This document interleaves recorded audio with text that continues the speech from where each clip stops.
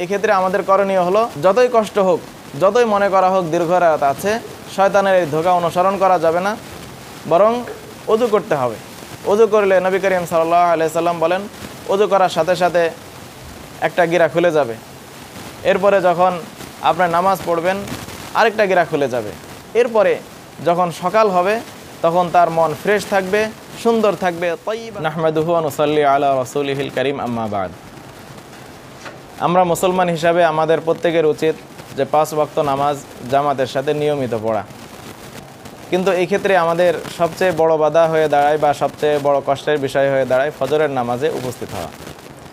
তো একজন মুসলমান মাত্রই আজান শোনার সাথে সাথে সে ফজরের জন্য উঠবে, এটাই স্বাভাবিক বিষয়। কিন্তু আমরা যে ঘুমাই, এই ঘুমানোর সময় শয়তান আমাদেরকে বিভিন্নভাবে ধোঁকা দিতে থাকে। মুসলিম ব্যক্তি যেন ফজরের সময় উঠতে না পারে, এই জন্য বিভিন্ন ব্যবস্থা শয়তান নেয়।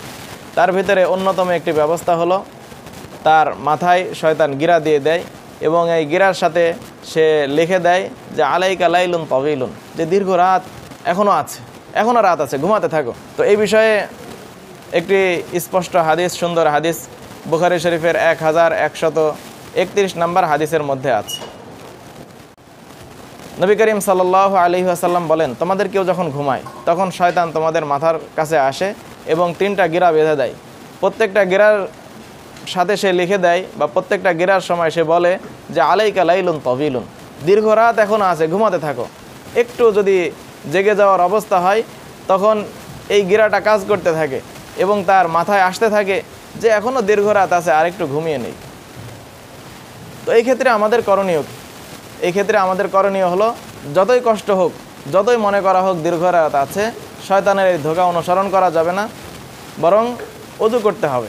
ওযু করলে নবী করিম সাল্লাল্লাহু আলাইহি সাল্লাম বলেন, ওযু করার সাথে সাথে একটা গিরা খুলে যাবে। এরপরে যখন আপনার নামাজ পড়বেন আরেকটা গিরা খুলে যাবে। এরপরে যখন সকাল হবে তখন তার মন ফ্রেশ থাকবে, সুন্দর থাকবে। তাইয়্যিবান। আর যদি এমন না হয়, যদি সে ওযু না করে, সে যদি নামাজ না পড়ে, মসজিদে যদি না যায়, তাহলে তার সকালের অবস্থা হবে মনটা খুবই খারাপ থাকবে, তার কাজের কর্মচঞ্চলতা থাকবে না। তো আমাদের উচিত যে আমরা যখন ঘুমাই তখনও আল্লাহর নাম নিয়ে দোয়া পড়ে তারপরে ঘুমাবো। সম্ভব হলে ওযু করে 2 রাকাত বা 4 রাকাত নামাজ পড়ে তারপরে ঘুমাবো। শেষ রাত্রেও ওঠার চেষ্টা করব, তাহাজ্জুদে ওঠার চেষ্টা করব। তাহাজ্জুদ পড়লে জাহান্নাম থেকে মুক্ত হওয়া যায়। এরপরে ফজরের সময়ও আমরা শয়তানের ধোঁকার অনুসরণ না করে উঠে ওযু করে নিব, নামাজ পড়ে নিব।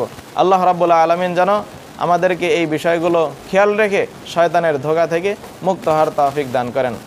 আমিন ওয়া আখিরু দাওয়ানা আলহামদুলিল্লাহি রাব্বিল আলামিন।